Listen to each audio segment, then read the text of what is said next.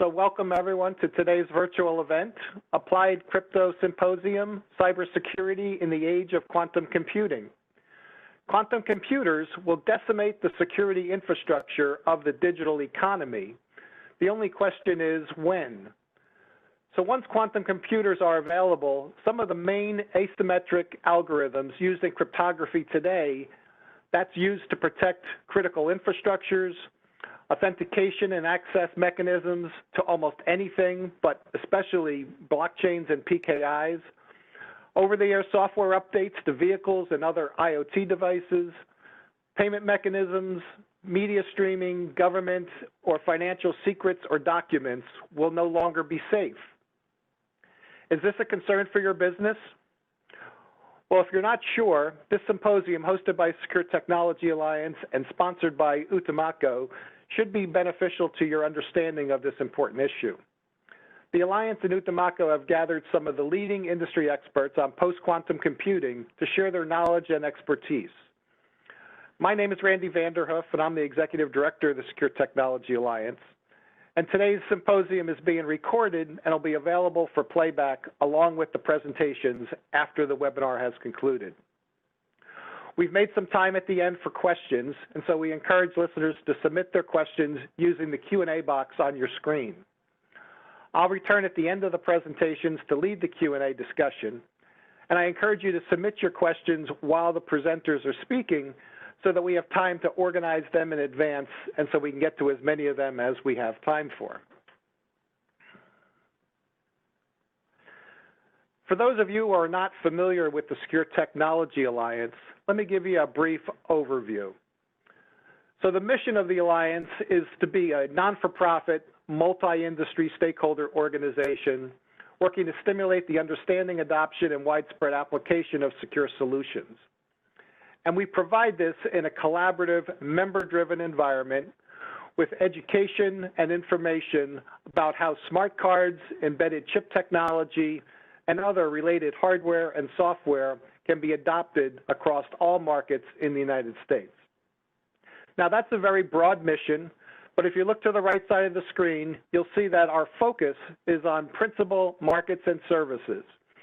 Many of these, such as access control, authentication, healthcare, identity management, and payments, are reliant on the same asymmetric algorithms used in cryptography today that are threatened by quantum computing.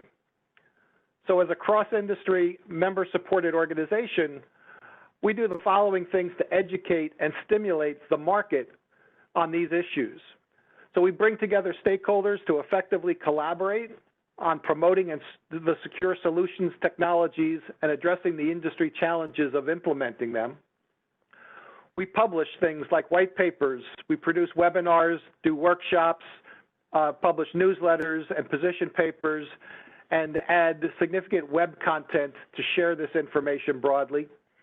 We create conferences and other events to focus on specific markets and technologies. We offer educational programs, including training and industry certifications on security-related topics. We provide networking opportunities for professionals to share their ideas and knowledge. And we produce strong industry communications through our public relations resources, our web resources, and posting things on social media. We're joined today by Utimaco, who has partnered with us to produce this symposium.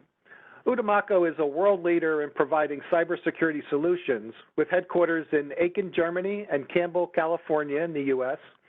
And Utimaco specializes in encryption, key management, and data protection solutions delivered on-premise and as a service. They design, develop, manufacture, operate, and support hardware security modules and key management solutions, as well as compliance solutions for telecommunications providers in the field of regulation. Utimaco stands for recognized product quality, user-friendly software, excellent support, and products and solutions that effectively meet our market requirements. And we thank them for organizing the speakers and helping with the planning for today's agenda and for their help in promoting this symposium. Now let me introduce the presenters in today's symposium.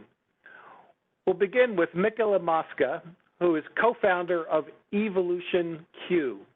He co-founded Evolution Q, Inc. to provide services and products that enable organizations to evolve their quantum vulnerable systems and practices to quantum safe ones. He was a founder of the ETSI IQC workshop series in quantum safe cryptography, which brings together a broad range of stakeholders working towards globally standardized quantum safe cryptography. And he's globally recognized for his drive to help academia, industry, and government prepare for cyber systems to be safe in an era of quantum computing. We're also joined by Dr. Lily Chen, who's a mathematician and heads the Cryptographic Technology Group in the Computer Security Division at NIST. Her team has been developing cryptographic standards published in the Federal Information Processing Standards, or FIPS, and the NIST special publications. A team is currently devoted to developing next generation of cryptography standards, including post-quantum cryptography, lightweight cryptography for constrained environments, and many advanced cryptographic technologies. We're also joined by Brian Lamacchia, who is with Microsoft Research. And Brian is a Microsoft Corporation distinguished engineer and heads the security and cryptography team within Microsoft Research. His team's main project at present is the development of quantum-resistant public key cryptographic algorithms and protocols. Brian is also a founding member of the Microsoft Cryptography Review Board and consults on security and cryptography architectures, protocols, and implementations across the company. And lastly, we're joined by Dieter Bong from Utimaco. And Mr. Bong has worked in various senior positions in the development and sales of network and PKI products for Utimaco. For more than 10 years, he is responsible for their products as product managers for HSMs. And Dieter Bong has more than 30 years of experience in IT security in areas of encryption and digital signatures, network security, public key infrastructure, and hardware security modules.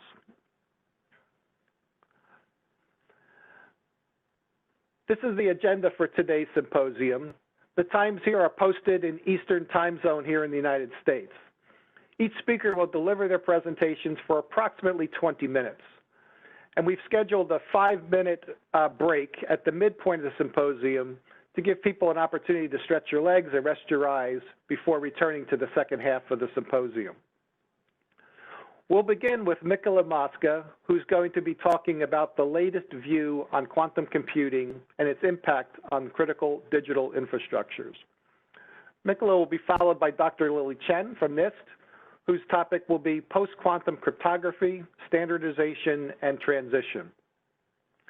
Following the break, we'll have Brian Lamacchia from Microsoft Research, who's going to be talking about the age of quantum computing cryptography. And we'll wrap up with Dieter Bong from Utimaco on the impacts of post-quantum cryptography. And as I mentioned, I'll come back at the end to lead the Q&A discussions and the wrap-up. So now I'm going to pass control over to Mikola for the start of his presentation and let him begin today's Applied Crypto Symposium content. And I'll return at the end of the session for Q&A. Mikola? Thanks so much, Randy, for the kind introduction, and thanks to the Secure Technology Alliance and Utimaco for the opportunity to speak here today. Just want to double check, is my presentation in full screen mode at this point? You are good to go, Mikola. Excellent. So with any disruptive technology, I mean, the more disruptive it is, the more we need to be ready for it, which involves understanding what it is and its technology readiness levels, understanding what those capabilities mean to you and your organization, your sector, then coming up with a plan to benefit from these disruptive capabilities, and of course, mitigating any of the negative aspects, any of the threats posed, in this case of quantum technology and quantum computing. And what is, Randy's already laid this out nicely. We know what it means. All of our digital systems essentially depend directly or indirectly on the security of a small handful of cryptographic protocols. The cryptography is the magic that lets us get reliable results, secure, confidentiality, integrity, and so on, despite the fact that we're using many untrusted components. And the symmetric key cryptography is weakened. We know by increasing key lengths, using the existing algorithms, if we use sufficiently large key lengths, we're resilient to the known quantum attacks. I don't want to understate the importance of paying attention to that. The largest threat, the highest order concern is the public key algorithms, where going to larger keys simply will not cut it, and we need to deploy entirely new algorithms. So this is what we're most concerned about. This has always been, in a sense, the weakest link in our cryptographic infrastructure, because to establish keys in a public environment requires additional mathematical structure that is not needed for encryption algorithms, say. So this has always been, in a sense, the hardest thing to get working. But quantum computers will decimate the current algorithms depending on factoring and discrete logarithms. And this field, we've known about this threat since 1994, but we are rapidly approaching 3 inflection points that is vastly accelerating the seriousness, the urgency to get ready, to be ready, and to start moving. In particular, as our friends at NIST deploy, start certifying a handful of algorithms, again, they'll say themselves, they're not picking winners, but they are starting to certify a handful of algorithms, sort of the most promising ones, so people can start deploying them in real-world systems and have, standardized versions of them. And I personally believe that's the point where most, major organizations, IT vendors and users of IT better be, 75% ready. If you think of, the path to, execution being about 90% planning and testing and so on, you better be pretty close to that mark. Now, some cases you need to be more ready, but I think most organizations better be well along that path of understanding what this means to them and starting to test and engage with vendors and so on. And once that fault-tolerant logical qubit is demonstrated, then it's showtime, right? Then there's a short number of years before we expect cryptographically relevant computers to be available. Short number of years before it's known to be available to our adversaries, and in a fewer than that, a couple years or so less than that before non-public capabilities will probably be available. So you better be really at the cusp of execution, deploying these tools. Becoming aware and coming up with your plan and testing it. There's not really any time left for most organizations anyway. Major IT vendors and users of, owners of critical infrastructures better be 90% ready, in my opinion, at that point. I'll say a bit more when that is likely to be. And, you also, these are a small number of years away, and a small number of years after that, long distance, commercial grade quantum cryptography will be available. And are you ready to benefit from that?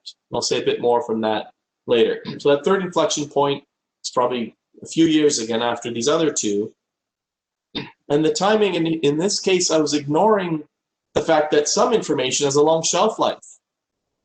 So if your security shelf life is X years, so if X is many years, you may already, in a sense, already be too late if you haven't already started. Of course, most people listening have started something.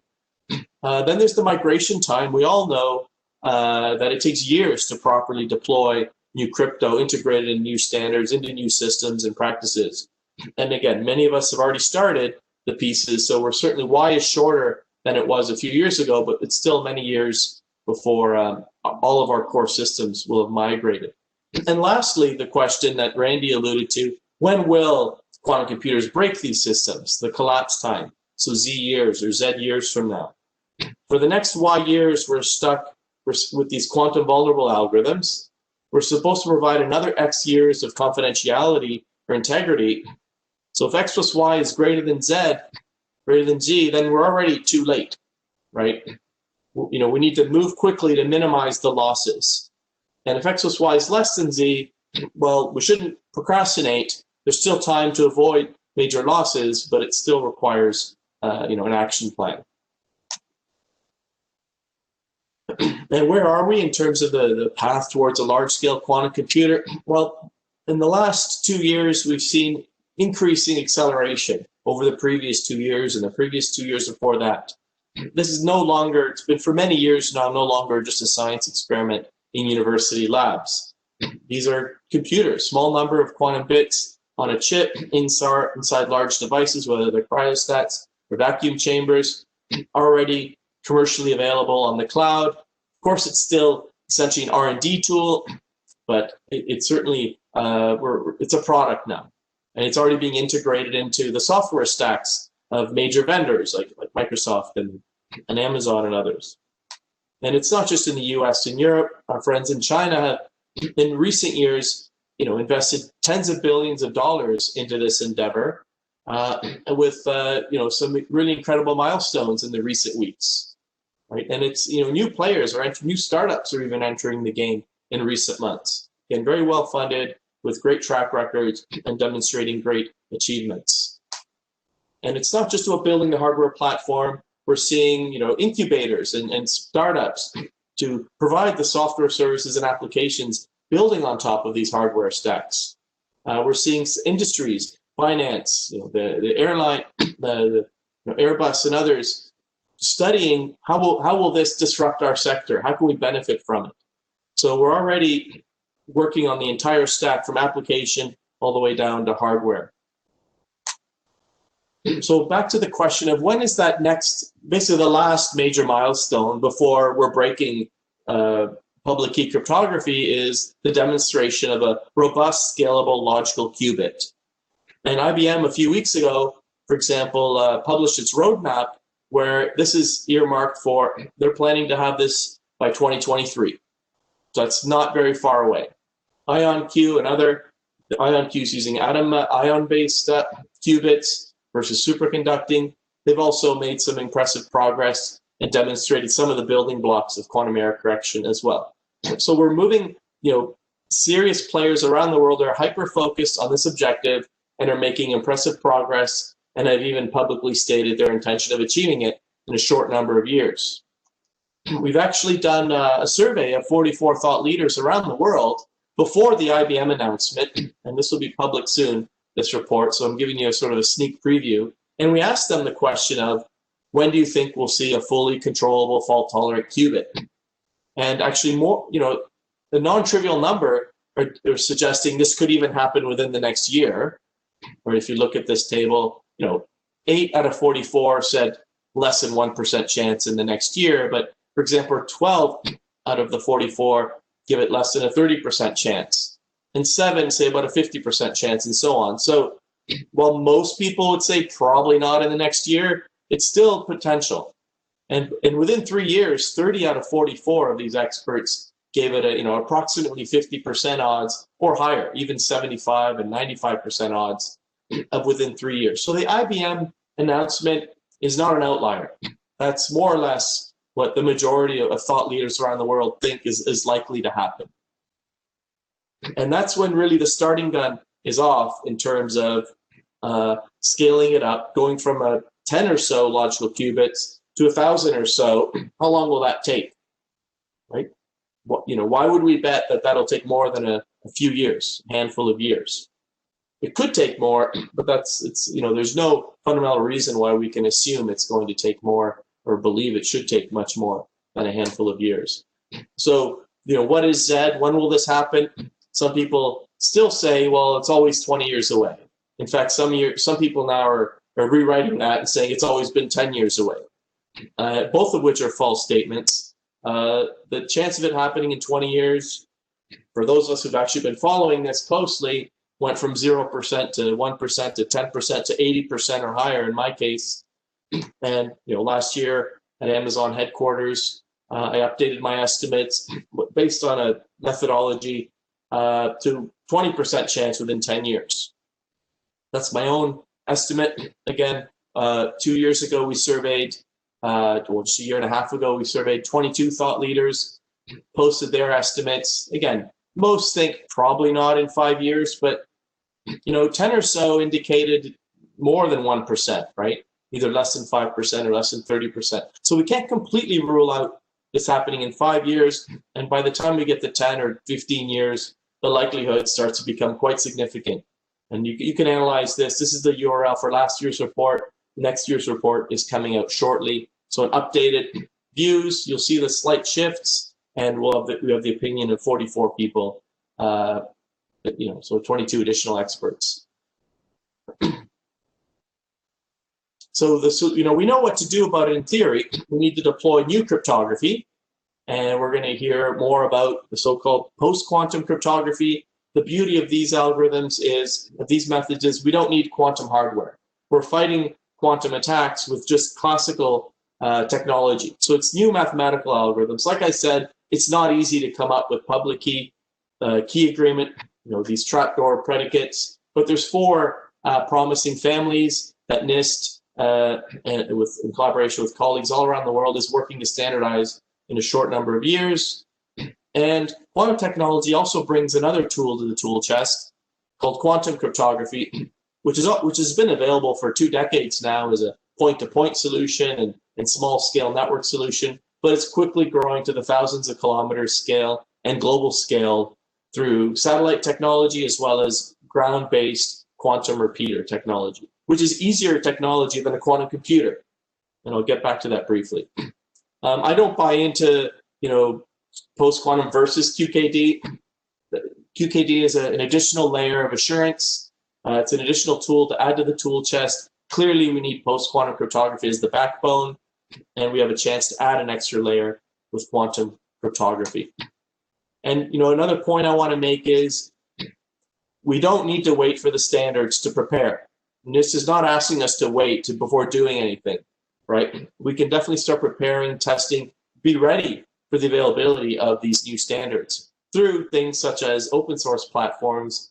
This is one we championed. There are others. There's also proprietary toolkits you can work with, but you can definitely start working now for a number of years now already, and Utamako and others. And this is great. Thought leaders from around the world participate in this, such as Microsoft and Amazon and many others. And I want to say a little bit about quantum cryptography. Well, clearly, the first thing that's going to happen, that needs to happen, is the secure deployment of post-quantum algorithms.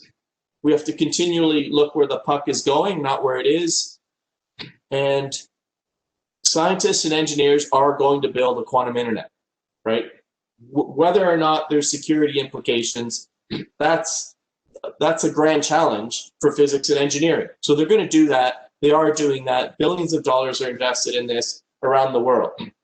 Our job as security specialists is to figure out, what does this mean for security, right? And in particular, how can we leverage this amazing new capability that is being developed to make our cyber systems, our digital economy, more secure? That's our job. And we know we can deploy quantum key distribution. The main advantage of quantum key distribution is you don't have to worry about an unexpected mathematical advance cryptanalyzing the key agreement. Well, we're pretty confident post-quantum can't be cryptanalyzed. We never know for sure. That's a risk we live with. Every morning we wake up hoping that there wasn't some miraculous breakthrough in cryptanalysis. So with quantum cryptography, you can't break it with mathematical cryptanalysis. You have to somehow compromise an endpoint, or you have to break it sort of the old-fashioned way, like anything else, one of these sort of more ephemeral threats. But you can't break the core foundation of it.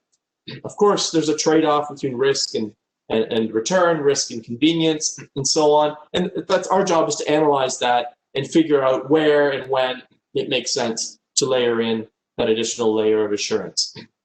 And again, this is something you don't have to wait for the quantum internet to be out there. You can already start designing this into your platforms now, or at least the agility to incorporate it. And now, and some nice work is already happening in this space through some RFCs, for example, for IPsec, and so on. So there's open source platforms and proprietary. There's standardized interfaces for this, so you don't have to work. You can decouple the physical layer from the user layer. So for the most part, we still don't need to panic. And I think the people who might have panicked hopefully have already actually taken care of this. We can keep calm and actually take this as an opportunity to build back better. This is a theme Brian and others have raised over the years. And what do I mean by that? we can continue to build greater resilience against cryptanalytic attacks. And there's two sides to this. If you think back to the 80s and 90s, maybe in hindsight, of course we could have done things better, but when you think of what was at stake in case these algorithms were cryptanalyzed, it wouldn't have maybe been the end of the world, right? We're securing fax machines and so on. But then what we did is, with the same foundation that was maybe suitable for a fax machine and some of the other uses back then, we basically have put our entire digital ecosystem of today on the same foundations, which makes us very, very nervous. Because there's always a chance, among many other things, there's many other issues, but what if somebody figures out how to break these algorithms? We've been living with that risk day after day after day, and we've just been lucky that it hasn't happened. Except, by a blessing in disguise, we figured out that quantum is going to break that, but not today, right? Usually you don't get that 20, 30-year heads up that the systemic attack to your foundations is coming. But quantum has done that for us. So we get a chance to not just replace the broken algorithms with a new algorithm that might also be broken, right? But we can do it better. We can make it hybrid, so you can combine algorithms and swap them in and out as needed, agility. So we have a foundation that is more appropriate for what we're basing this foundation on. You can't just take a bungalow and suddenly turn it into a 10-story building, right, on the same foundation. But that's what we've been doing. And I think we have a chance now to also anticipate that we know we're going to be adding on more flow. We're going to be betting more of our lives, more of our economy, as we have driverless cars and technology embedded in our bodies, connected to the outside world. We need a stronger foundation. And QKD is a part of making it stronger. So this is the opportunity we have if we're proactive, right? And we're seeing with COVID-19 what happens if we just ignore the opportunities to be prepared for these disruptive events. We ignore the chances to become more resilient. So I'll conclude with the 2020 resolutions. And like any good New Year's resolution, they largely resemble the same resolutions you made last year. So these are very similar.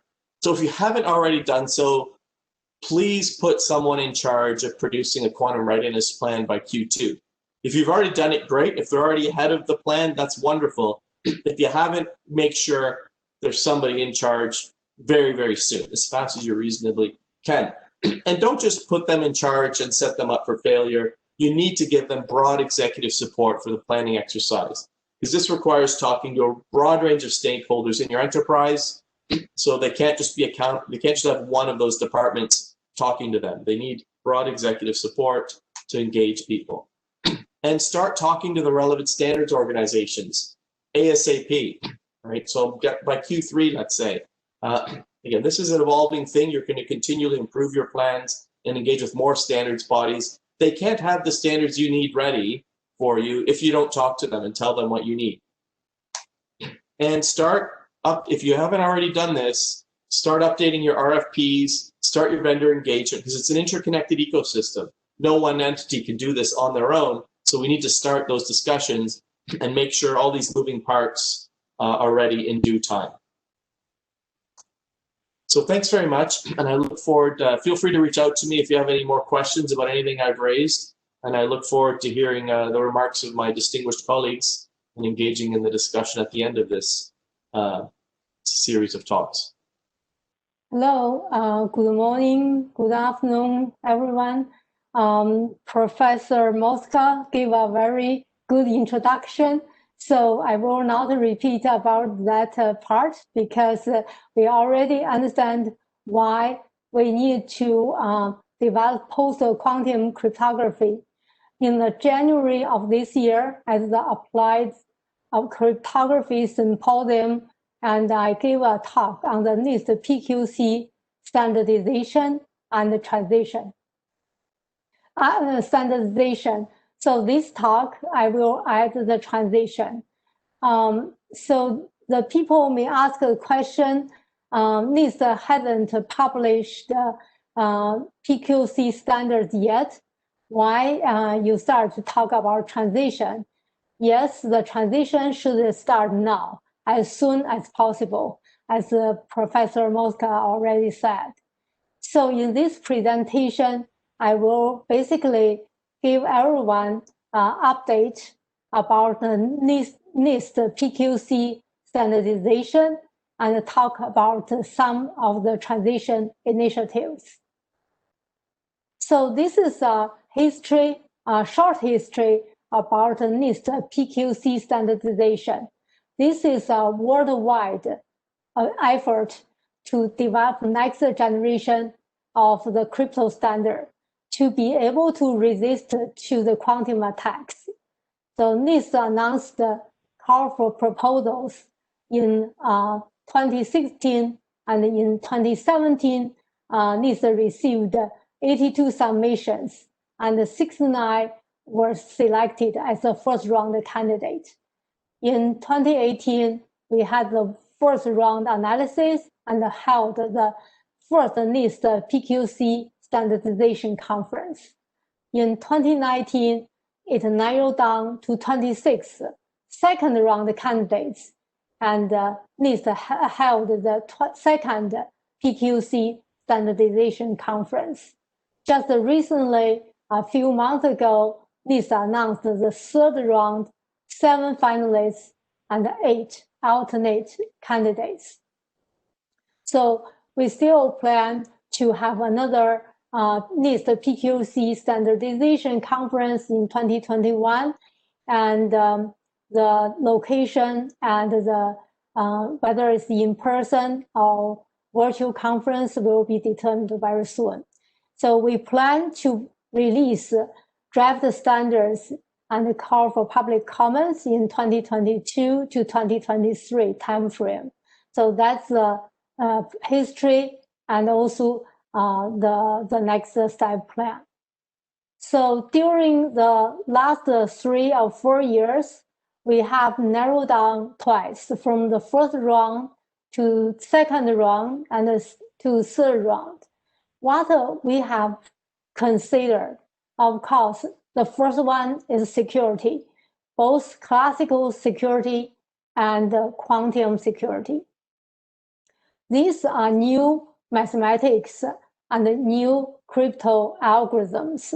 If we can remember how many times we worked on the RSA PKCS #1 tidying algorithm, we know there's no trivial details about each of the crypto algorithms. So we considered secure proofs and also all kinds of possible attacks. So for the performance, we considered the size of the public key, ciphertext, signature, and we considered the speed for key generation, encryption, decryption, signature generation, failure. That is a new factor in the post-quantum cryptography. There are some other issues we have considered. For example, like IP issues, side channel resistance, and we also like to consider the simplicity and the clarity of the documentation, because that will give everyone better opportunity to analyze the security.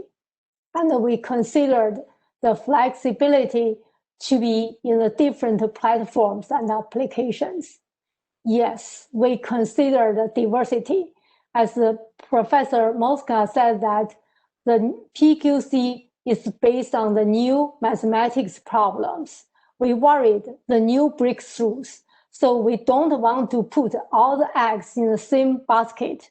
From that point of view, we consider the diversity. And the other consideration, including public official comments and discussions. During the first round, we had 900 posts on the PQC forum and received 300 official comments. And we also considered the papers published in the conference and journals during the last few years. This is our consideration to narrow down from the first round to the second round and then to the third round. So what are the new mathematics about post-quantum cryptography? We considered some actively researched categories, like lattice-based, code-based, multivariate, hash-based, and symmetric key-based for the signatures, and isogeny-based schemes. So these are the major categories in the current post-quantum cryptography. So then I will take everyone to have a quick look about the first, the second, and the third round candidate. So the first round candidate, here we list 64. And as I said that 69 first round candidates, however, 5 of them were broken right away. So really we considered 64 first round candidates. From this distribution, you can see that most of them in the well-researched categories, like lattice-based has 5 signatures and 21 KEMs. So the code-based, originally code-based was invented in 1970s, like a McLeese encryption system. Therefore, in the first round, 17 KEM of encryption, and the multivariate 7 signatures and 2 encryption. For stateless hash-based signature and the symmetric key-based, we have 3 signatures, and there are some other categories as in the first round. In the second round, you can see that only lattice categories have both signatures and public key-based encryption and KEM. And like the code-based, only encryption survived, and the multivariate and only signature survived. And then for the stateless and the symmetric key-based, we still have 2 signatures. For the other category, only isogeny-based survived 1 key establishment mechanisms. In the third round, we have 2 categories. In this chart, the red number is the finalists, and the green number are alternative candidates.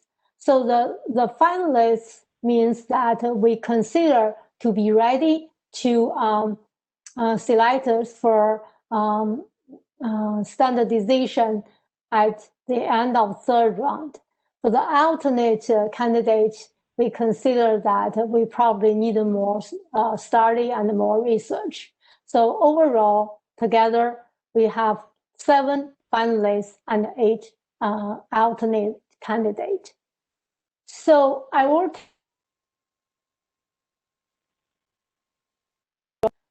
candidates. And so if you don't follow closely about the different categories, don't worry. I will give some kind of characters and to get everyone a general idea about what they are. So in the third round candidates, we see there are many lattice-based. The first one, like a Cable and a Cyber, these 2 structured learning with error based. They have the general great performance all around and a very compatible key size and the ciphertext size. Compatible, I mean compatible with today's RSA encryption, for example. Then we have Frodo KEM, that is a relatively conservative design, and then it's an unstructured learning with error-based crypto system. That is an alternate candidate. We have Untrue. Untrue is not very new. It was designed in 1990s and has a long established history and not quite as efficient, but the Untrue has already standardized by some standards like IEEE P1363 and X9. So the Untrue is a finalist. And the Untrue Prime is a new design and also the lattice-based, it is alternate. So you can see that many of the candidates are based on the lattice-based. Then for the KEM, there are another two categories. One is orthogeny-based for psych. That is an elliptic curve orthogeny-based, and it's a new mathematics problem. So we consider it will need further study, so it is an alternate candidate. Then for the code-based, we have the oldest design, MacLeese. And the MacLeese has a very large public keys and a small ciphertext. For the history, for the well-established security, classical MacLeese is one of the finalists. And then we have BIKE and HQC. They are different. They have the certain kind of optimized on the code-based. They are both alternate candidates. So for the signatures, basically we have two lattice-based signatures as the finalists, Dilithium and Falcon, both balanced, efficient lattice-based signatures. They have the manageable public key and the signature size. They are both finalists. And we have the stateless hash-based signatures, Sphinx Plus. This is a very well-designed and security, well-understand kind of hash-based signatures. However, the very large signature size and relatively slower. And the Picnic is pretty new. It's a symmetrical key-based primitive and based on non-interactive zero-knowledge proof. And there are some new ideas there, but not stable yet.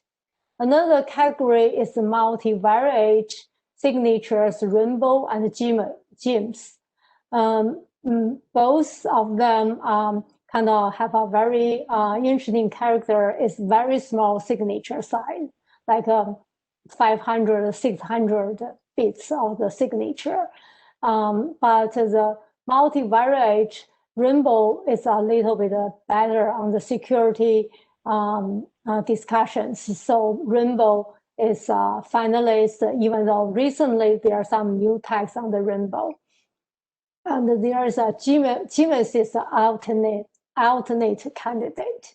So that is about the third round finalists and alternate candidates. So then what we should do to prepare for the transition, because today the public key cryptography both like IPsec, TLS, and for the code signing for the trusted platform, right? So transition is going to be a long journey and full of exciting adventures. We can see a lot of new features, and we can see some new characters. We have some implementation challenges, especially for the large keys, not quite drop-in replacement. And so we have the risk of disruption in operation and security. So the general strategy is to enable crypto agility and for the smooth transition to allow in today's design of the protocols and applications. You have to consider to allow to introduce the new algorithms and remove the old algorithms. So there are some initiatives in transition to post-quantum cryptography. I like to mention two of them. One is about to use stateful hash-based signature. Remember, stateful-based hash-based signature is not in the scope of NIST call for proposals. We only have stateless hash-based signature in the proposals. Then the stateful hash-based signature has been specified in ATF, and NIST also published SP 800-208 for the hash-based signature. And if you need for long-term code signing, like the code signing should be verifiable in the next 10 years, maybe hash-based signature is a good option. And also, a lot of hybrid mode has been introduced in the protocols, and that is use both existing schemes like a Diffie-Hellman key agreement and also PQC mechanisms. Then you will get two shared secret, and then you use the key derivation function, use both shared secret to derive the session keys. NIST SP 856C Wave 2 has incorporated the additional shared secret for key derivation. So that additional shared secret can be the shared secret from the PQC, and also you can use the QKD if that is available. So that basically is a bridge for the transition.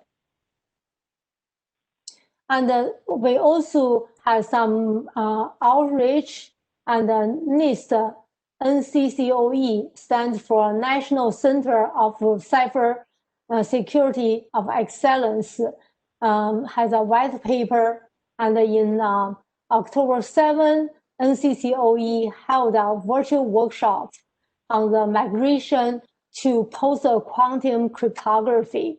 About 700, you didn't hear wrong, it's 700 researchers and practitioners participated in the discussion in the workshop. And we kind of prepared as a challenge for the large audience for that conference that covered many protocols like TLS, ACK, DNSSEC, and other applications for the PQC algorithms, and shared transition timeline, for example, from the financial service, identify some strategies on smooth transition, like in the PKI, they use two signatures. One is the PQC signatures. And also there are some experimental implementation and the data for the TLS 1.3 using hybrid mode. So some record of the presentations are available in our website. So in summary, I would like to say that NIST announced the third round 7 finalists and 8 alternate candidates in July 2020, and we are still the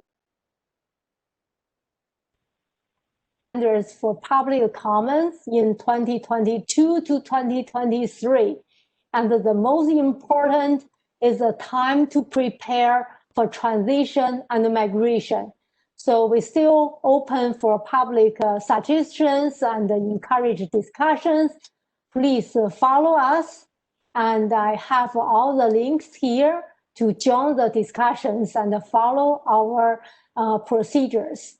Thank you for your attention. Then we will have a 5-minute break. After that, Dr. Brian Lamachia will give a presentation on the detailed preposition for the PQC transition. Thank you. Good day or evening to you, whatever time zones you are in. My name is Brian Lamachia. I run the security and cryptography team at Microsoft Research. So I titled my talk, Getting Ready for the Post-Quantum Transition. Whenever I talk about the upcoming post-quantum transition, I like to remind people that it's not the first cryptographic algorithm transition we've faced. And in fact, cryptographic algorithms weaken and break over time. That's just a fact for them. I put together this graph originally for our executives back in early 2018 to show over time on the x-axis sort of how our expert opinion of the relative strength of algorithms over time degrades as we learn more about those algorithms, or as we assume that our adversaries have more attack power or something versus a sort of transition. I've been at Microsoft 23 years. I've worked on 4 significant algorithm transitions in that time. The one to post-quantum will be the 5th. It will also be the most complicated one that we've dealt with. In the past, we've had to switch hash algorithms from MD5 to SHA-1. We've had to then move from SHA-1 to SHA-2. We've had to increase the key sizes of our RSA keys from 1024 to 2048, not because of a break in the algorithm like what happened with MD5 and SHA-1, but because our adversaries presumably had more compute power. We then had to move to elliptic curve cryptography, prompted in the US by the US National Security Agency's 2005 announcement of Suite B, and now we have a post-quantum transition that's coming. This one's a little bit different because we actually have some advanced warning. It is not like we are responding to a sudden break of a cryptographic algorithm that gets announced as MD5 was at the rump session at Crypto in 2004, but we know that advances in quantum computing are happening, and we can see in the distant future when that cryptographically relevant quantum computer shows up that we have to prepare for that transition. Now, sort of Michele and Lily have covered this already, but understand that quantum computers actually help attack all the types of cryptography that we typically use to secure a communication channel on the internet today. They apply to public key cryptographic algorithms, they apply to symmetric key cryptographic algorithms. And if you look at a typical cipher suite that we use in something like TLS, such as the one in the subheading here, which uses a combination of RSA, elliptic curve Helm and ephemeral, AES for symmetric cryptography, as well as a hash function like SHA-2, a large quantum computer can help you attack all of those. In the symmetric space, for things like AES and hash functions, Grover's algorithm, which is a parallel search algorithm, lets you reduce by a square root factor the amount of work you have to do to do a brute force search. So let's say I'm encrypting something with AES 128-bit keys today, and I expect that to give me 2 to the 128 resistance, 2 to the 128 work factor for an adversary to have to do to brute force that key. Well, if the adversary has a quantum computer, can run Grover's algorithm on it, and again, logical quantum bits that let you run an algorithm for a long time, that only takes 2 to the 64 time. And so the response to the advent of quantum computing in the symmetric space is to double the key sizes. So you will see industry move off AES 128 to AES 256, and maybe NIST will have to standardize an AES 512, but there's a straightforward way to kind of go do that. We don't worry so much about the symmetric space. We worry about the public key space because we have efficient quantum algorithms for breaking all of the number theory problems that were commonly used as the basis for our common public key algorithms today. We can factor quickly, we can compute discrete logs quickly, we can do that over elliptic curves quickly, and those are the basis of RSA and elliptic curves. So Shor's algorithm, which is what we run, takes all those out, and that's why you see all the work that Lily just talked about in terms of trying to come up with new quantum-resistant public key algorithms that behave the same way but don't have those flaws. Now, how many quantum bits do you actually need? So that's an interesting question, and you heard Michele talk about the need for having logical stable quantum bits to do computation.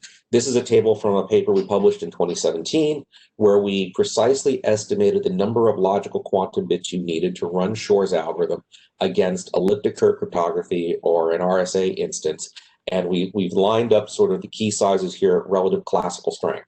So at what we consider the 128-bit security strength level in the AES space, which is about 3072-bit RSA or P256 in elliptic curve. I've circled in red the number of logical quantum bits you need to have in your cryptographically relevant quantum computer to run Shor's algorithm. So you need 2330 quantum bits to go after P256, and you need 6146 to go after RSA 3072. So we are worried about a future in which we are talking about quantum computers with multiple thousands of logical quantum bits. We're nowhere close to that today, right? But we still have to worry about the threat of those future computers because of the information that we're sending today. But that's sort of the target we talk about. So in early 2015, I went to our quantum computing team and I said, when do you think, because we have a quantum computing team at Microsoft Research that's been trying to build quantum hardware, And I said, what's your best guess is when we're going to see a cryptographically relevant quantum computer? And at that point, we were thinking 1,000 to 10,000 logical quantum bits. But now let's put a stake in the ground and say at least 2,400. So that attacking P256, is viable. And they said maybe 2030, right? That was a 15-year out guess from that point. And I thought 2030 is great. 2030 gives us plenty of time to upgrade the internet, because that's what we're talking about. And then you actually start to do a work back plan and figure out all the things you have to do to upgrade all of the interconnected systems on the internet. And 2030 is not a lot of time. That's 15 years is not. And you look at all the different stages you have to go through when you're effectively starting from scratch and having to figure out what algorithms you want to use and standardize and do pilots and migrate your own enterprise and migrate your customers. And it's not a lot of time. Now, that was January of 2015. In August of 2015, NSA actually updated Suite B and put out sort of their first public warning about an upcoming transition to post-quantum cryptography. That led to NIST launching their effort on standardization that you just heard about. And that effort kicked off at the end of November, early December 2017, and is going to run until 2023, at least. We're about halfway through that process right now. So I would say that we are not behind schedule, but that we're now getting to the point in the process where the number of people that have to get involved in preparing for the migration becomes much larger, because now it's not just standardizing algorithms, which is well on its way, but it's figuring out updating protocols and getting a handle on everything that has to change in systems. Okay, but why do we worry? Well, today, if we're not going to get those computers for 2030 or even later, right? We don't know when a quantum computer is going to show up. It's got 2,000 plus quantum bits. Well, it's what we call record now, exploit later. We have to assume that our adversaries are recording encrypted network traffic that we're sending today for future exploitation, because frankly, storage of encrypted data is cheap. And if the security lifetime of the information you're sending extends beyond the point at which your adversaries can get access to a quantum computer, then that information is vulnerable. And if we're routinely dealing with information that's got 20, 30, 50-year security horizons, we have to worry about what's going to happen when quantum computers are in the hands of our adversaries and that they can use them. So that's one concern. And that's a concern for what we send today, because it is vulnerable in the future. The other concern is all of the digital signature and authentication methods that we use to update our systems automatically, whether you're talking about the Windows Update service for the Microsoft Windows ecosystem, or app updates through your mobile phone's app stores, or automatic updates for IoT devices or vehicles or what have you. Those systems all use digital signatures to authenticate the updates that are authentic and are coming from a trusted source. If we reach the point that those systems haven't updated their authentication mechanisms to be quantum resistant, and our adversaries have big enough quantum computers, they can break the classical signature schemes and impersonate us and other manufacturers. So that's a concern too. So we really care about both the encryption and the digital signature side. The encryption is a little bit more urgent because of the information we're sending, and it can be recorded. And every day that we ship new systems that don't have sufficient cryptographic agility and a migration story, we're creating more legacy for ourselves in the future. Okay, so let me talk briefly about the work we're doing at Microsoft and the way that we think about the transition work. And I think of it as a layer cake, and there's 3 layers. There's algorithm work, there's protocols work, and there's systems work. I'll just mention that we are co-submitting 3 of the round 3 candidates that you heard Lily talk about: Frodo, Chem, Psych on the encryption side, Picnic on the digital signature side. We're continuing to participate in the NIST process and support those algorithms and why we think they're good candidates, and to do continued research on cryptanalysis of them and try to make them more performant and better security models and things like that. As Lily talked about, there's 15 algorithms in round 3, 7 finalists, and 8 alternates. NIST has said they expect to pick at most 2 encryption and 2 signature algorithms finalists to be standardized at the end of round 3. But they also wrote at their round 2 report that there's a likely round 4, and there may be standardization of at least some of the alternates in round 4. What that means for us as an industry is that NIST is going to deliver to us at least 2 waves of standardizations. There's going to be a series of standardizations that happen at the end of a round 3, and a likely series of standardizations that happen at the end of round 4. The round 3 standardizations, what they pick for round 3 will be most likely general purpose, broadly applicable, but there may be algorithms in round 4 that are more applicable to particular use cases or that have different trade-offs between performance and key size and ciphertext size and things like that.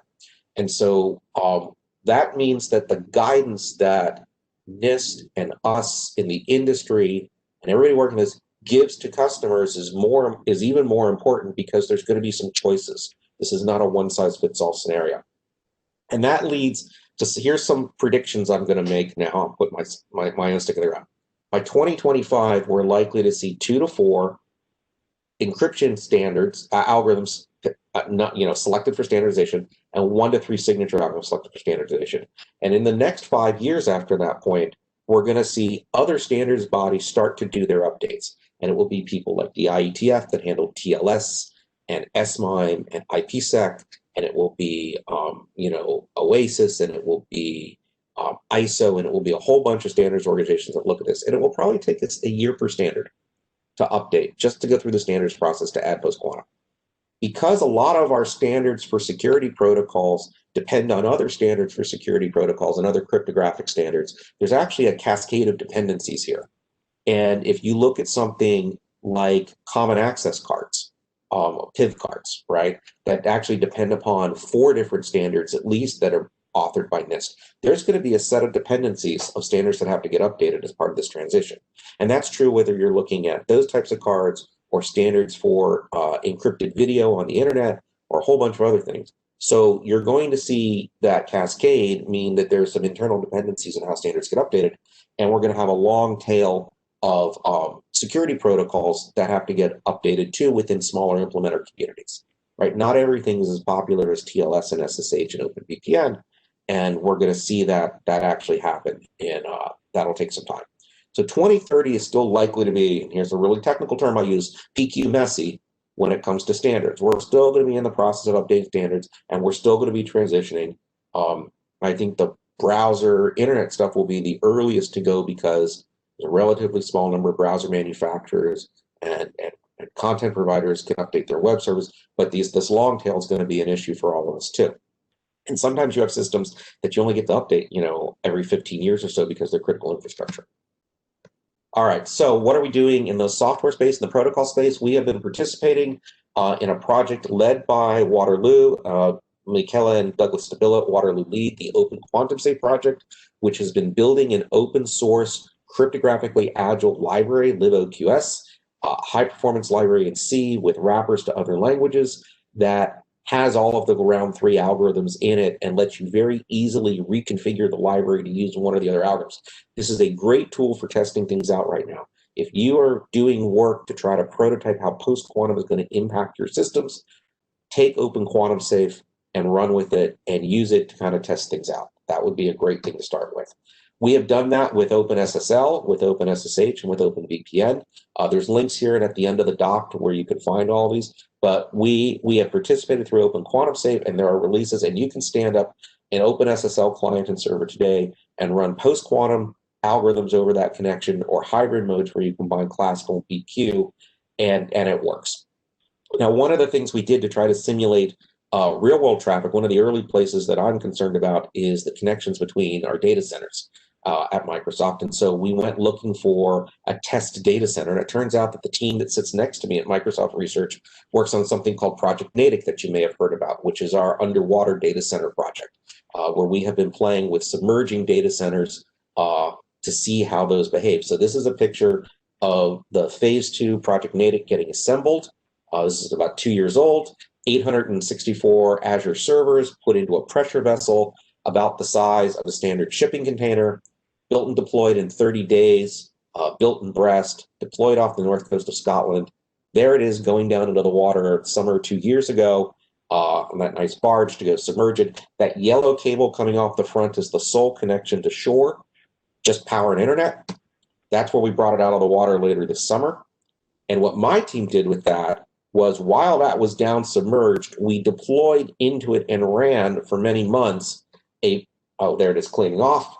Gotta get the barnacles off, make it nice and shiny. We ran a post-quantum encrypted network tunnel. So we set up a variant of the PQ VPN software that's available that is built on top of Open Quantum Safe.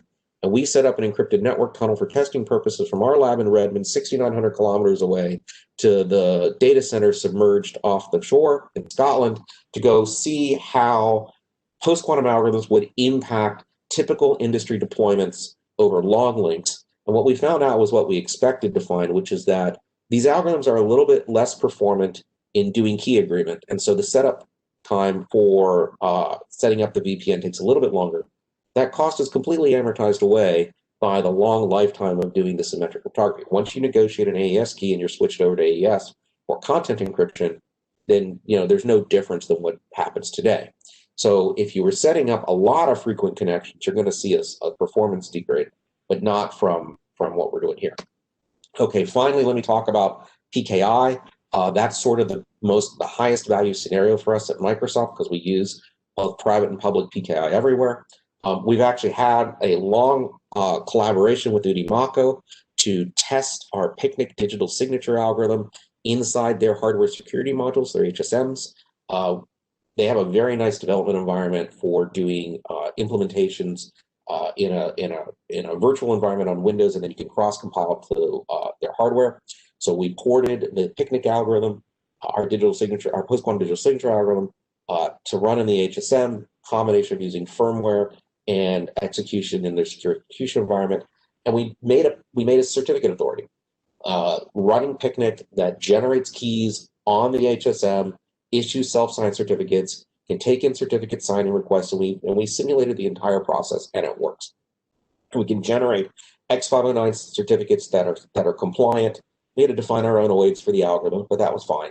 And then more recently, we did a project with Mako and DigiCert where we created hybrid certificates that are signed by both a classical scheme and a post-quantum scheme in parallel. So you get the post-quantum protection of the new schemes plus the classical resistance of things that we understand. There was a question in the chat that I did not put there, but I'm happy to ask. One of the things that we learned from this is that, of course, when you look at the candidates, the round 3 candidates for signatures, none of them have the combination of key size and signature size, that sum, as good as what we're using today with RSA and ECC, right? If you are doing RSA 2048 with signatures, you're looking at 512 bytes for a public key plus a digital signature. If you're doing ECC, it's 96 bytes. Here in the green are the round 3 finalists, and the second set is the round 3 alternates. And if you look at the sizes of the sum of the public key and the signature, they're all significantly larger than what we deal with today. Right? Even Falcon is the best. You're still looking at 1,500 bytes across that. That means that we have to look at where we use digital signatures in our systems, such as when we pass around certificates, and make sure that we actually have the space in our systems to handle these things. Right? That's something that we can test now without even knowing which of these is going to ultimately be selected for standardization. And you can find problems, and it's a good thing for us to do right now to test, and I encourage everyone to do so. Okay. So in the minute or so I've got left, let's talk about looking forward and what's going to come down the pike. Past algorithm transitions have taken industry a lot of time. If I look at our own experience at Microsoft with the transition to elliptic curve cryptography, that started in 2005, and that is the closest model to what we're facing with the transition to post-quantum public key cryptography. It took us 3 releases of Windows, Vista, Vista Service Pack 1, and Windows 7, over a 4.5-year period from the point at which NSA made their Suite B announcement to the point at which we really had a good base level of support in the operating system for third parties to build on top of. And if I look at the industry as a whole, we're 15 years past that announcement now, and there are still parts of our ecosystem that are struggling to get to working with ECC, to get ECC on parity with RSA. These things take a long time and they take a long tail. And whatever you plan for, expect that the transition to a new algorithm is going to take you more time, will be more complicated, and will impact more functions and features than you expect going in. So that's why all of us are talking about doing early planning now and starting to get inventories now. Long-term support requirements also are going to slow your transition down because you will be unable to turn things off as quickly as you like because of how long you have to support existing hardware and software that's out in the field. So like the prior speakers have said, start planning your migration. 2 great resources. Lily already pointed to the draft National Cybersecurity Center of Excellence white paper. That's there. I'll also point out the Computing Research Associates I co-authored a quad paper for them, a quadrennial briefing paper. That's a nice short three-pager for management to kind of look at, to kind of explain some of the challenges that are happening in this space. So in summary, we don't know exactly when quantum computers are coming, but they're in our future. We need to start planning now. We have practical engineering options today for deploying PQ, but it's going to take a long time to get them into our software stacks and update everywhere. There are hybrid solutions that will probably be used initially. I also expect we'll see a lot of these post-quantum VPNs and encrypted network tunnels wrapped around existing systems that aren't easily upgraded. We'll add PQ protection by wrapping another layer of an encrypted network tunnel around an existing legacy connection. And we may already be late to the transition for some critical infrastructure and IoT systems because of what their lifetimes are, along with the data protection. And there's just a slide for the end for where you can find links to all the resources for stuff I've talked about. And I thank you very much for your attention. And I believe I now pass things off to Dieter. Thank you, Brian. And welcome, everybody. So actually, before looking into the impact that post-quantum cryptography will have on our systems, let us take a brief look back to the previous presentation and wrap up the major or the most important takeaways of the previous presentations. And you might remember the sentence that Michele said at some earlier point in time. It was actually given by Randy in the very beginning of our symposium. So quantum computing will decimate the security infrastructure of the digital economy, which actually has an important impact on many of the things that we are doing today, many of the cryptographic protocols that we are using today. So being it that attackers can impersonate yourself and actually taking action in your name, being it signing documents, being it getting access to computer systems and then acting as if you were acting yourself. Fake identities can be issued if a public key infrastructure can be broken using quantum computers. Documents and any kind of data can be manipulated. And you already heard about documents that might have a lifetime of 10, 20, 30 years. But one very, let's say, attractive target for attackers might actually be Bitcoins and other blockchain-based crypto wallets, because this is actually about your money. This is money that you might not see in your pocket anymore tomorrow if quantum computers get available. And also, as mentioned before, recording data today and then maybe breaking it in 10 years from now, 15 years from now. This is definitely a challenge that we are facing already today and where we have to start reacting today. So Lily actually presented the different algorithm families, the number of algorithms that have been submitted for the PQC challenge. You will recognize some of the names over here, and certainly that table has shrinked to a handful of candidates now in round 3 and another handful of alternative candidates. And let us now focus on the signature algorithms, and Brian actually had a very good introduction to that topic when he talked about key sizes and signature sizes for RSA and elliptic curves that we are seeing in today's certificates. So here on the horizontal axis, you actually see the public key sizes. And please notice, this is a logarithmic scale. And vertical axis showing the signature sizes.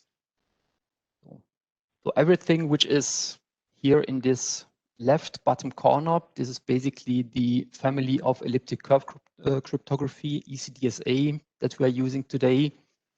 So this is definitely the best we have when combining signature sizes and public key sizes.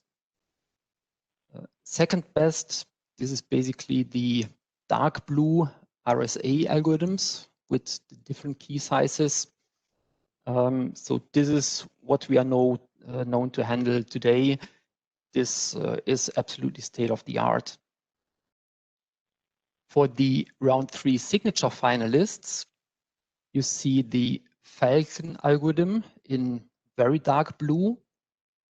Here, the key sizes and signature sizes are very close to RSA, so that shouldn't be a big problem. Protocols, certificate structures, etc. Should not be affected when using Falcon, or should not really be affected when using Falcon. It's a bit different already when using Crystal Dilithium as signature algorithm, because here at least the signature size is almost doubling compared to RSA. Public key size is still in the same range, so that the total size of a certificate, it will grow, it will double more or less, but I think it will still have a manageable size.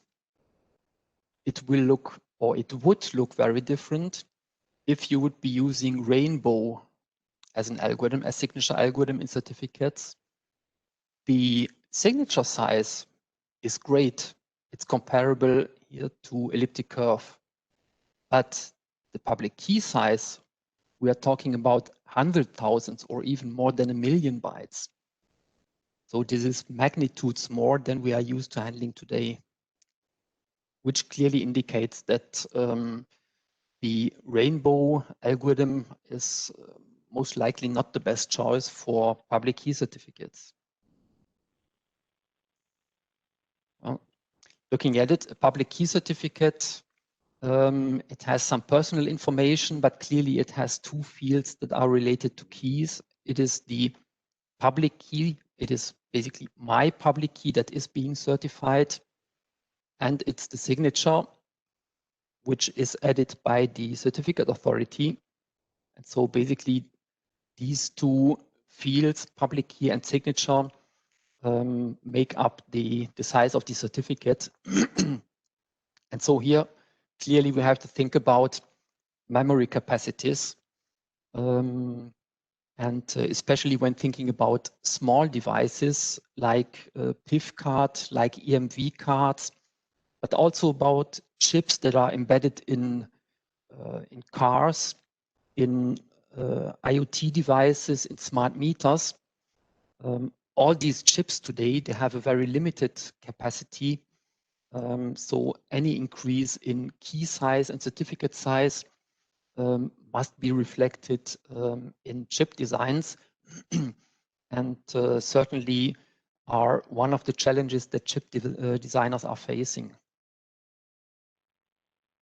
But it's actually not only the key and certificate size, it's also about communication overhead. Brian already mentioned some degradation in performance that they noticed when doing the long-term communication using quantum safe algorithms, especially for smaller devices.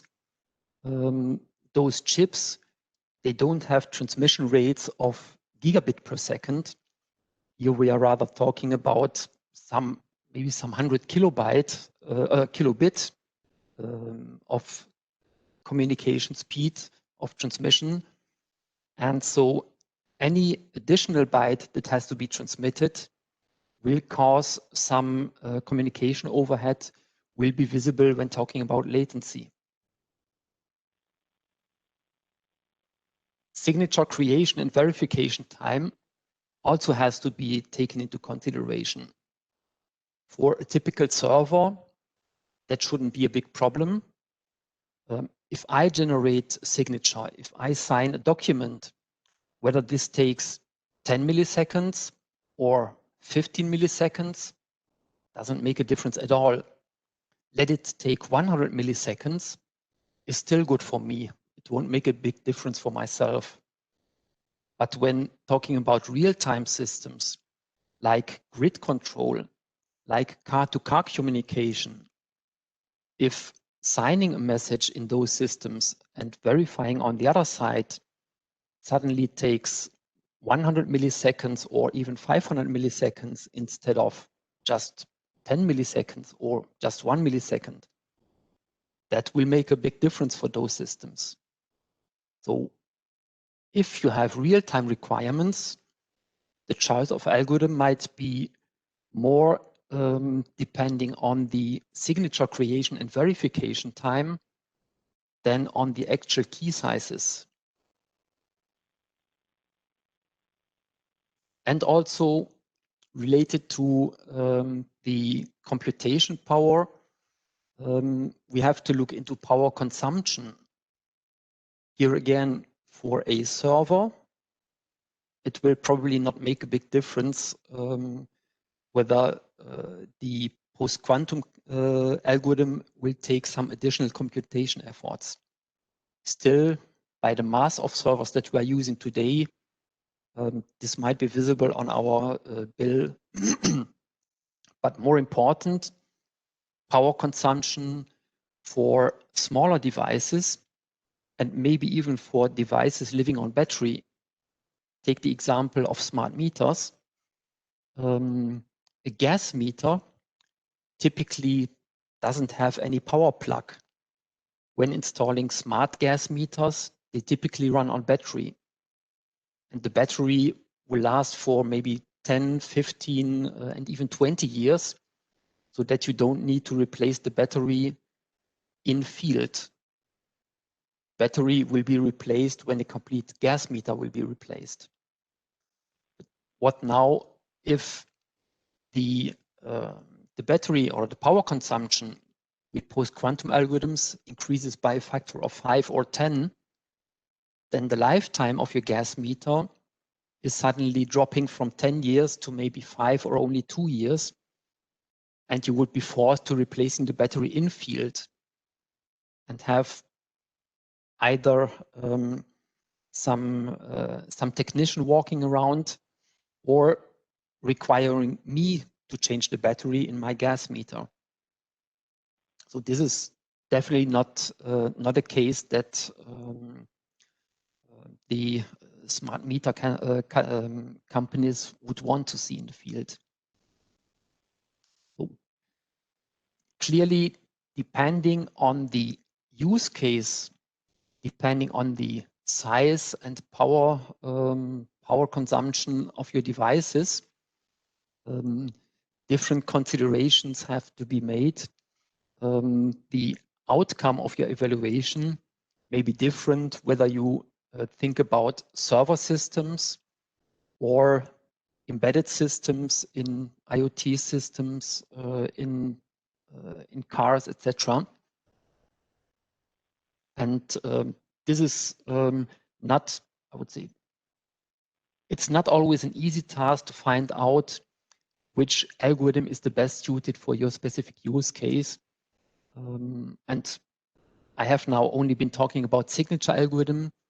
The same evaluation, the same questions have to be asked when talking about the key agreement that is typically associated with online protocols. So there as well, key sizes will play an important role.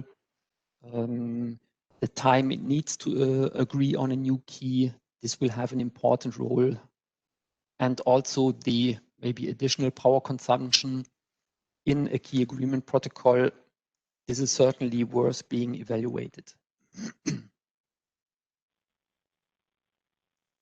And as previously already mentioned, better start now than later, because exchanging cryptography is not an easy task. We have seen that with previous algorithms. Transition from SHA-1 to SHA-2 family has taken years, and this is really easy compared to exchanging current RSA and elliptic curve implementation by some quantum safe algorithms. So if you have not done so yet, please start making yourself familiar with post-quantum cryptography. There is a lot of literature out there You will find a lot of information on the NIST website. We have brought out a small book for dummies, Post-Quantum Crypto for Dummies, that summarizes the main, the most important information that you should have about post-quantum crypto. And as also mentioned earlier, there are libraries out in the field, open source implementations, complete protocol implementations. So start making yourself familiar with these. Start doing evaluations, because this is really now the road that we have to take. And we have to take it at quite high speed. So there is clearly the quantum computer available at the horizon. This is definitely a risk. It will probably not be available in 2 years or 5 years, but we heard that 10 years might be possible. Certainly 15 years from now, there is a real big chance that the quantum computer will be available. And there is still a long way to go until there, with starting with evaluation and pilots, then going into deployments, starting your real-life production with new certificates, with updated systems. And yeah, really, we have to go at quite high speed now to be ready when quantum computers actually get available. And with that said, I want to thank you for your attention and basically hand back to Randy. Terrific. Thank you, Dieter. Thank you all for this great quantum computing presentations and discussion. We have some time now to go to your questions. So we're going to take some of those questions now. While we're taking those questions, we'll just advance the slide to the contact information in case any of you don't get your questions answered. You can reach out to any of us and we'll try to get those answers for you or point you in the right direction so that you know where those responses could be coming from. Also, if you have any suggestions for us about the production and delivery of this symposium and have any ideas or suggestions for future topics, we always welcome your input as well. And so you can send those responses directly to me. Just a quick commentary listening to all 4 of these presentations. The image that came into my mind was a video game that I used to play with my children called Mario Kart or Super Mario Kart, which is a Nintendo game. And I have this image of the starting line happening and all of these entities racing out and bumping into each other and spinning out and crashing, and others, leaping to the front here. And I must say this was a sobering conversation, but also I really felt that it's great having serious scientists and individuals like those that we had on this panel working on this problem, and I have confidence that we are going to stay ahead of this issue and have solutions when the time is necessary to do that. So the first question I have before I get to the questions that are in the box here is just more of a general question, and perhaps I'll approach this to either Dieter or to Brian to respond to. But in general, what's a typical migration to a post-quantum computing solution represent for business applications, and what are the main factors to consider in solving those problems? And if the speakers can open up their cameras and their microphones now so that everybody can see you, that would also be, I think, a help to everyone to answer.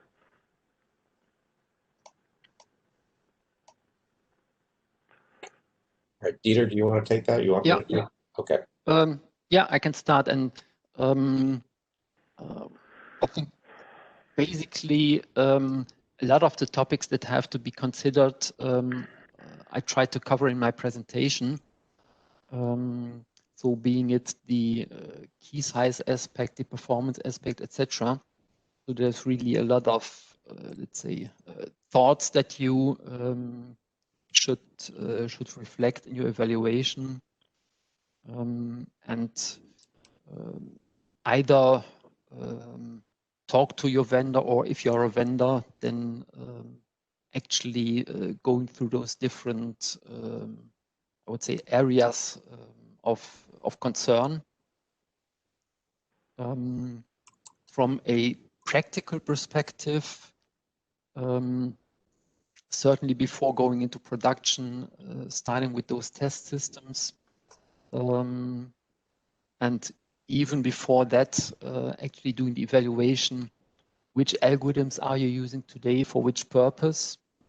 What will be the impact? There might certainly be use cases that are having a bigger impact on your daily work or on, let's say, the importance of information that you are handling than for others. So there is, I think, quite some questions that you have to ask yourself, all related to risk management, in order to find out what is the hotspot that you start looking, that you should start looking into.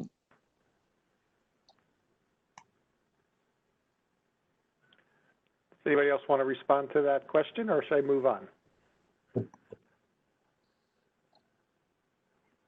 Why don't we grab another? We've seen that a lot. Yeah. So there's a question about attempts to develop post-quantum cryptographic methods do not seem specifically to mention anything about the use of quantum computing hardware. Can anyone respond to that question about the use of quantum computing hardware?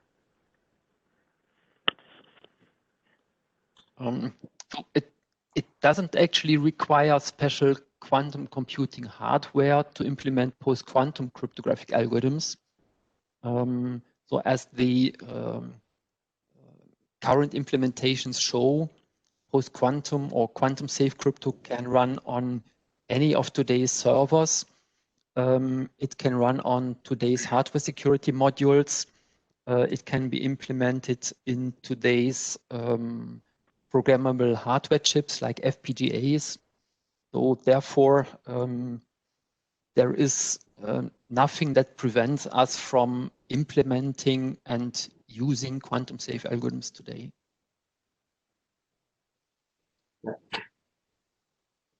Yeah, that's one of the beauties of it. That's why it's so. That's why we're eager to get that one out first, and then in 2KD is a potential something we hope to add on top of that, because quantum cryptography does require some quantum hardware. You could imagine post-quantum key agreement algorithms that do require a quantum computer. In fact, Okamoto and others wrote about this in the late 90s, but those would be next generation algorithms, because you would need, of course, he was being a bit pragmatic and imagine where you need a quantum computer to establish the keys but not to use them, to establish the private public key pairs. But indeed, as Dieter said, we don't need quantum computers, and that makes it, with the current algorithms, and that makes it much more practical to get out the door and not require any new hardware platforms. Unless you want an accelerator or something to deal with the the more intense computational requirements in some cases. But it's classical accelerator. Okay, thank you. Next question is, this is for Lily. What signature algorithm has the best performance, and what's the differential between the best performing and the worst performing of those that you tested? So for the digital signature schemes, the real performance, I mean, the processing kind of complexity, of course, it has a kind of range, but not necessarily the big difference. there are some kind of algorithms as I think Dieter's slides already show that about the performance, some of the finalists and the alternate candidate. Remember this, what we mean the good is the size of the signature and the public key altogether compatible with today's RSA. That will mean relatively good, like a Falcon, that's relatively good. If you can do today's RSA, you can do the Falcon. However, as Brian pointed out, it is not compatible with ECC, with ECDSA or AddDSA, these kind of signature schemes, right? So there are some others with extremely small signature, however, huge public key.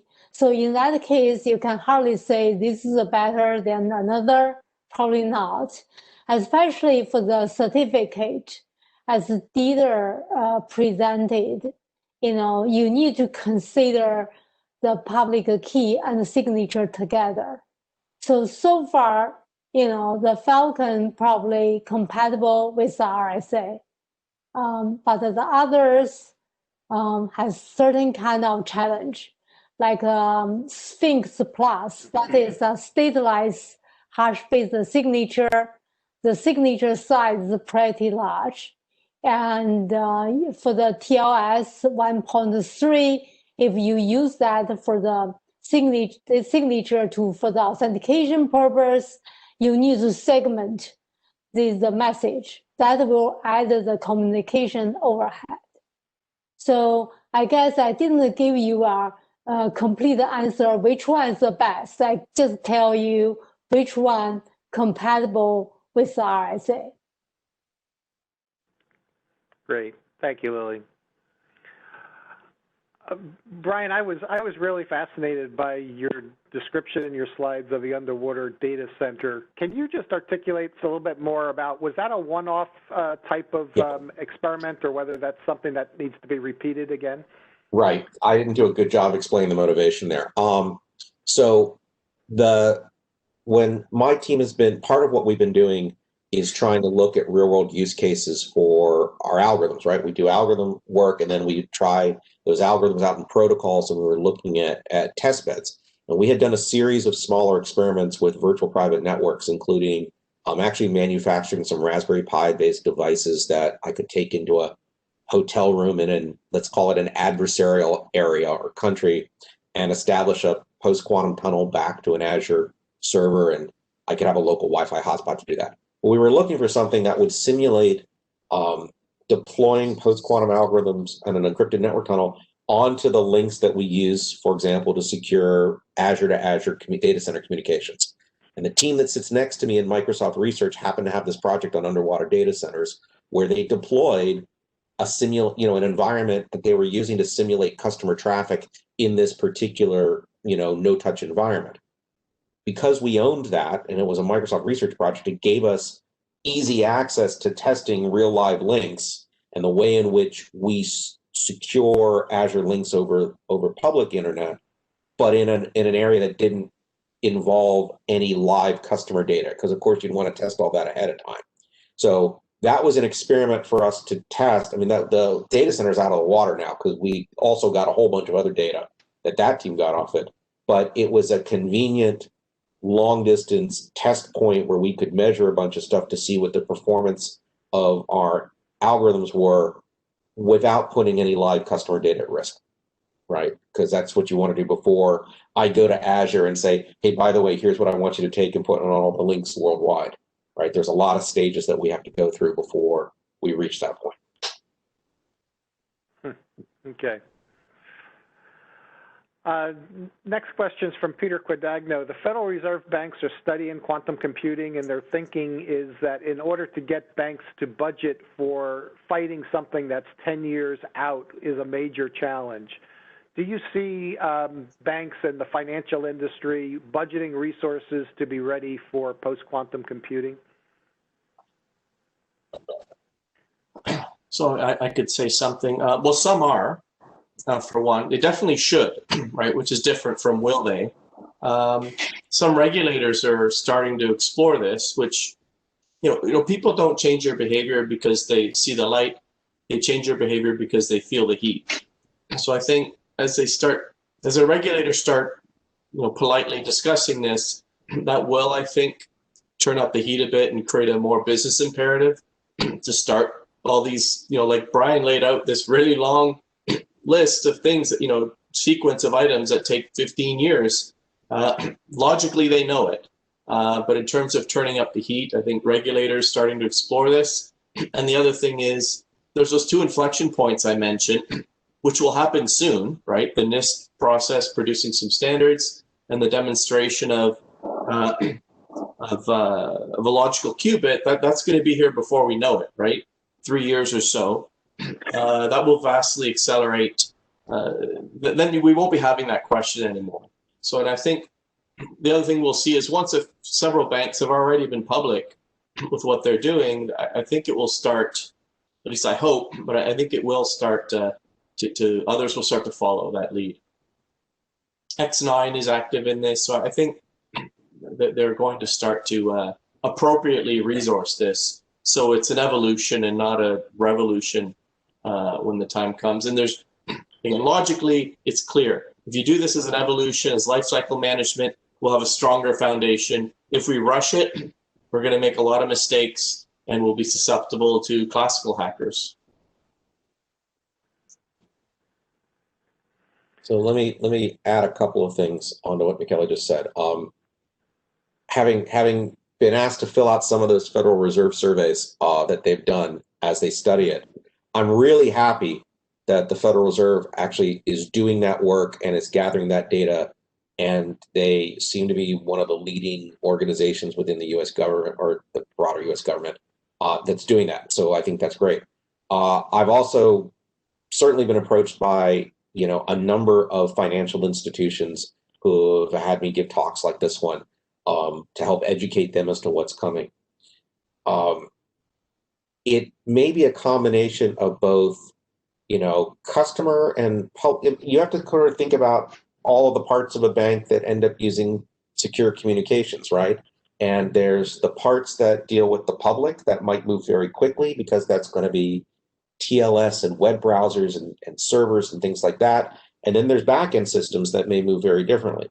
And the Federal Reserve has a role, or can have a role there, because of the transitive closure of the entities that they work with, right? And there may be that there's some regulation that they can use or to encourage stuff to go along. Same sort of thing that you see when NSA makes a pronouncement about Suite B, and that had a cascade effect through a number of industries that deal with the Department of Defense, even though that came out of it.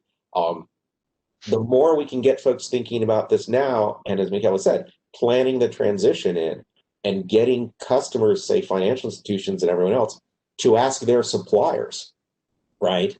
What are you doing to prepare for this? I wouldn't write a request for proposal today that didn't ask bidders, what are your plans for the post-quantum transition? How are you thinking about that? What kind of cryptographic agility are you going to provide? That's a really important thing to do. And I think that can help move the industry forward. And that's not a lot of resources, right? So if you're proactive, then most of the transition will just be your usual lifecycle management. It's money that's already allocated, really. It's only if you're reactive that you're going to have to rip out and replace, and it'll be a catastrophe from a budget perspective. And the end result, again, will be very flawed because you'll have rushed. And rushing has other consequences, other business costs, because you'll start to compromise interoperability, for example. So the logic is there. I think things are slowly heating up, and the message is getting out there. So I wanted to ask a question, a follow-up, based on 2 things that I heard. One from Lily when she was talking about the results of the testing that NIST is doing in terms of the different algorithms, and what Dieter talked about in terms of processing time and what could be the potential impacts on this in terms of response time. And so perhaps either or both of you could respond to my question, which is how would it be best prepared to deal with the fact that we're going to have longer computational processes involved as we implement these more advanced cryptographic functions to be able to manage what the requirements for the market are in terms of response time for normal day-to-day transactions, whether it's the use of an EMV card in a payment terminal or use of a PIV credential to access a door lock? Well, I think the processing time is probably longer, but not that longer. For example, like the new post-quantum cryptography has kind of better key generation speed to fit into the one-time ephemeral key establishment kind of protocols. So I think the most important is to deal with large public key, probably if you need to transport a public key from one side to another side. So of course, that is processing because once you need to segment a message and to several different portions, then to reassemble them together, that is a kind of processing complexity that could slow down like 30% or something. So that I think is a major concern for the post-quantum cryptography candidates. Mm-hmm. But maybe that problem will even, let's say, disappear by advances in technology. So as we see that every few years, CPUs get faster, transmission time is decreasing, or transmission speed is increasing. So maybe that performance issue is even the least impacting issue that we will see with new algorithms. Yeah, I agree with that. And some of them can, some kind of things can be done now. I heard from IETF that they are trying to look into whether to increase the maximum data payload to accommodate some of the PQC algorithms. Of course, there must be a limit considering the communication protocol. But on the other hand, you know, they are trying something to see whether they can accommodate at least some of the PQC algorithms. Terrific. Thank you for those responses. So we've got about 5 minutes left. So if there are any other questions from the audience, now would be the time to enter them into the box for the Q&A or the chat. The next question I'll present is from Corey Weitzel. Is the NIST post-quantum competition the only such effort that we're aware of, or are there other efforts with other algorithms that we should be paying attention to? I'll take that one so I can, because Lily won't brag about herself. So the NIST effort is by far the main leading effort, and NIST has a very long history of running open competitions of this sort, right? AES, SHA-3, and the lightweight crypto, some of the other things, and now the PQ one. There are a couple of the other one that is the major one that I'm aware of is that China has run an internal competition where they started after the NIST launched theirs. They already finished and selected some initial sorts of algorithms. It appears that they may be doing some follow-on rounds for state standards inside, but everybody sort of in the public sphere is really focused on the NIST effort, and that once NIST makes their choices, the follow-on work to take those to ISO and make them not only a US Federal Information Processing Standard, but to go get an ISO stamp on them But there are some other nations that you got to kind of worry about because there may be internal requirements coming down the pike from there for national specific algorithms.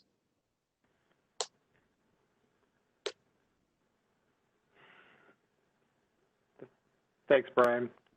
Yep. Thank you. So one more question here from David Klassen. It's been mentioned that groups are looking to provide algorithm implementations for Utimaco. Michele just mentioned that we shouldn't move too fast. Is that why 2030 was given as one of the timelines? And given stored data, likely key length increases stopgap.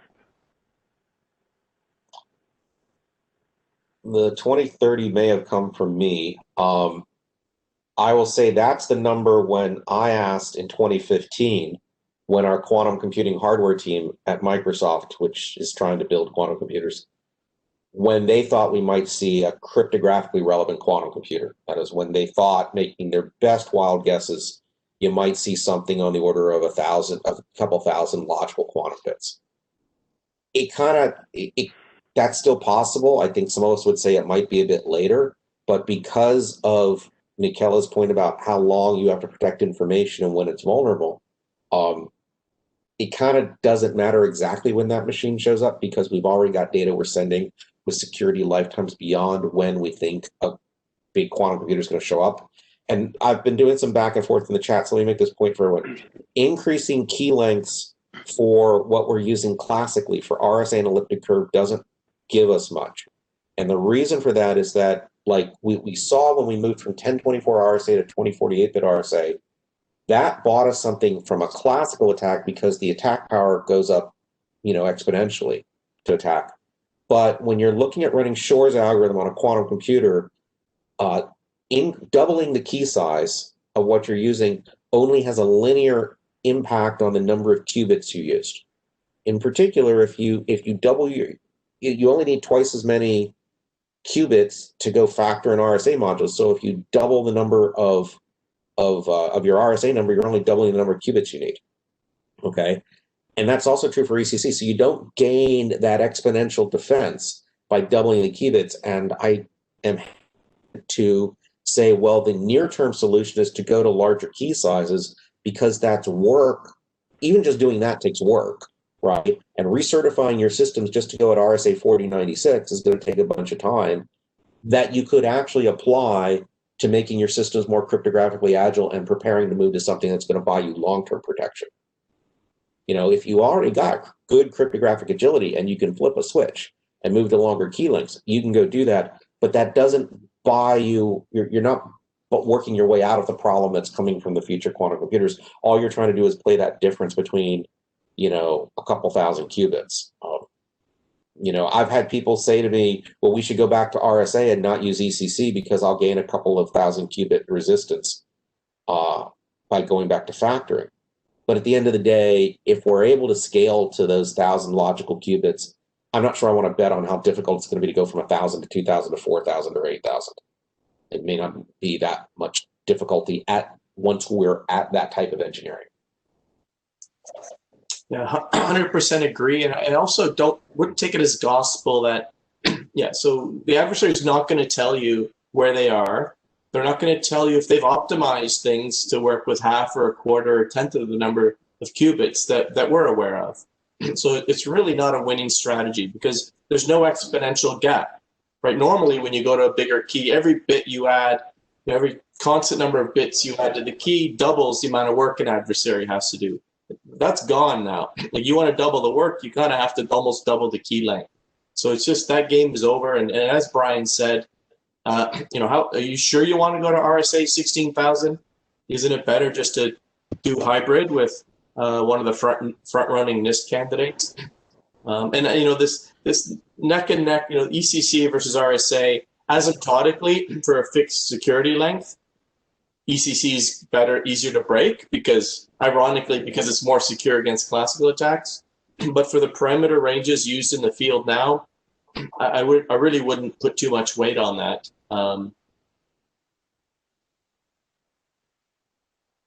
Excellent. Thank you all. Sorry, we are out of time. but I want to thank all of our audience for attending this virtual symposium. I also want to thank the sponsor for today's symposium, Utimaco, and also to each of our presenters for today's virtual symposium. The contact information that's here is available for you if you want to follow up with us individually. And also you can contact me directly if there's any feedback about the delivery of the presentations and the session after the session is completed. Today's sessions have been recorded and will be available for playback after the webinar is concluded. You will expect to receive an email from us with a link to where you can go and access the presentations.